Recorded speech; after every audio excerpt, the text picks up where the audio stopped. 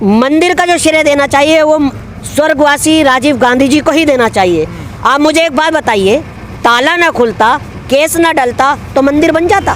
तो देश के प्रधानमंत्री जी को डर है, घबराए हुए हैं और इन्होंने सब कुछ अपने अंडर में कर रखा है। आपको देश को बचाना है, लोकतंत्र को बचाना है तो ईवीएम पर बैन लगना। हम नफरत के खिलाफ लड़ते रहेंगे, झूठ के खिलाफ लड़ते रहेंगे और एक दिन हमेशा सच्चाई की जीत होगी और सच्चाई की ही जीत होती है। जनता ने तो नकार दिया आपको। देखिए, जनता ने नहीं नकारा। आप मुझे एक बात बताइए, हमें 4,90,15,000 वोट मिला, 10 लाख वोट हमें भाजपा पार्टी से ज्यादा मिला, तो हमें कहाँ नकारा?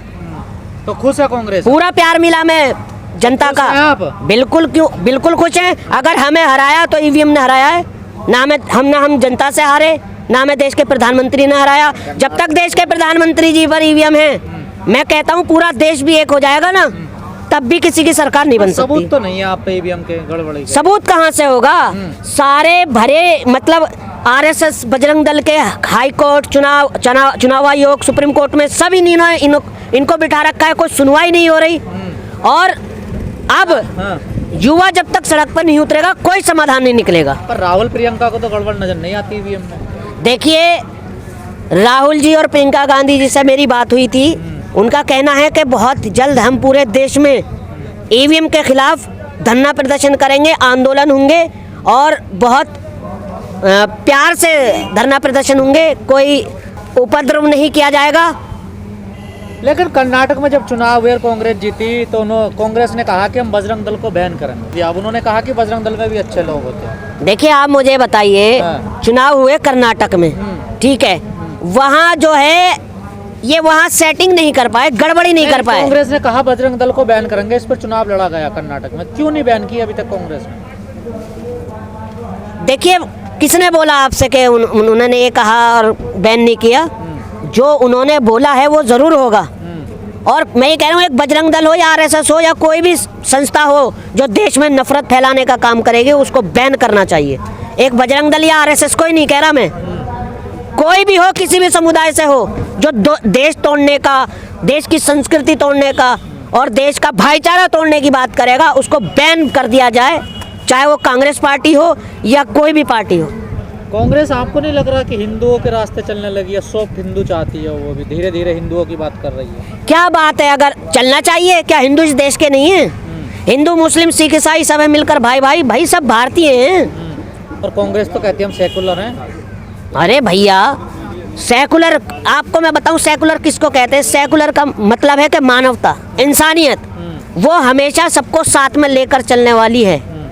इस हार का जिम्मेदार कौन है? क्या कमी हुई है कांग्रेस से? देखिए, सबसे बड़ा तो जो इस हार के जिम्मेदार है वो ईवीएम है, और उसके बाद हमारे जो पार्टी के कमलनाथ नेताजी हैं, थोड़ा मैं उनको ये कहना चाहूँगा, नसीहत देना चाहूँगा, वैसे मुझे नहीं देना चाहिए, वो मेरे बड़े हैं, मगर थोड़ा जो आप ओवर कॉन्फिडेंस में चले गए और आपने केजरीवाल और अखिलेश यादव जी को बोला कि कौन अखिलेश, कौन अरविंद केजरीवाल, तो मैं उनको यही सलाह देना चाहूँगा कि आप देखिए, मेरा नाम मेहताब हिंदुस्तानी है, मैं एक छोटा सा अदना सा इंसान हूँ, मैं भी एक अपनी वैल्यू रखता हूँ।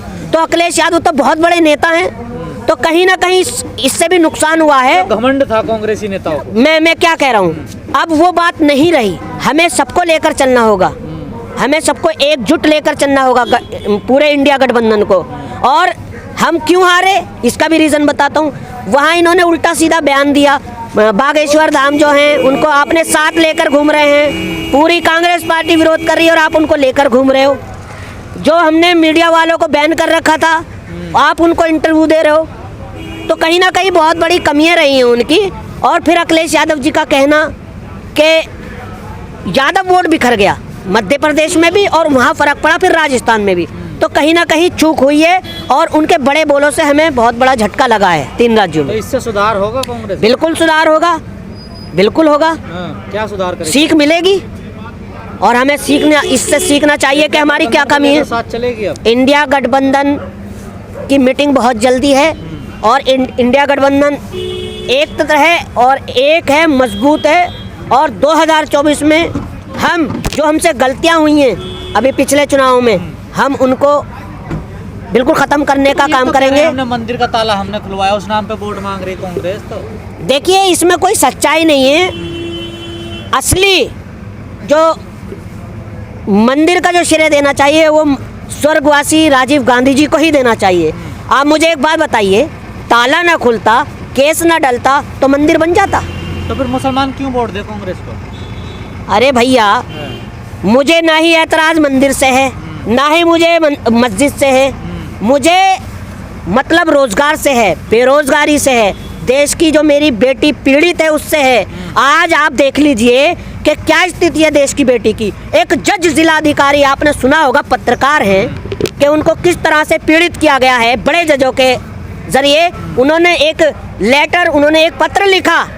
आज ये नौबत आ गई है इस सरकार में कि चीफ जस्टिस सुप्रीम कोर्ट के जो दिव्या चंद्रचूड़ हैं, उनको लेटर लिखना पड़ गया कि आप मुझे मृत्यु दंड दे दीजिए। तो ये कहाँ सेफ है हमारे देश की बेटियाँ? भारतीय जनता पार्टी कहती है कि बेटी बचाओ बेटी पढ़ाओ। रोजगार मुद्दा क्यों नहीं बन पा रहा चुनावों में? देखिए मैंने अभी कहा, आपकी आवाज़ को दबाया जा रहा है। यहाँ इतनी सख्ती हो गई है, इसको ऐसा छावनी बना दिया है। तो बना सकती है चुनाव में मुद्दा। मैं रोज आता हूँ जंतर मंतर पर, आज मुझे भी चेक किया गया है। मैंने कहा देखिए मैं रोज आता हूँ और मुझे अंदर जाना है या मैं कोई RDX लेकर जा रहा हूँ, आप मेरी तलाशी ले सकते हैं। जब मैंने अपना कार्ड दिखाया, जब उन्होंने मुझे अंदर जाना, तो देश के प्रधानमंत्री जी को डर है, घबराए हुए हैं और इन्होंने सब कुछ अपने अंडर में कर रखा है।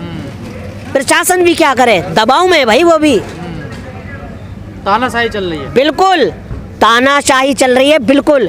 और अब देख लीजिए, एक विधायक, आपने अभी एक न्यूज़ देखी होगी, विधायक ने एक बेटी के साथ रेप किया और ये कहते हैं बेटी बचाओ बेटी पढ़ाओ। तो कहाँ सुरक्षित है?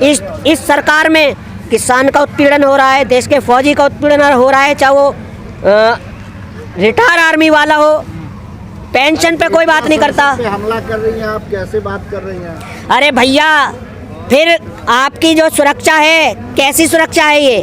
जब एक संसद सेफ नहीं है इस सरकार में, तो क्या देश का नागरिक सुरक्षित होगा? वो जो 4 बच्चे थे, 4 लोग थे, वो घर से परेशान, पैसे से परेशान, बेरोजगार थे। जब आप उनका उत्तर नहीं दोगे तो पहुंचेंगे ही। तो देखिए 2001 में हुआ, किसकी सरकार थी? उसमें कौन थे गृह मंत्री? लाल कृष्ण आडवाणी।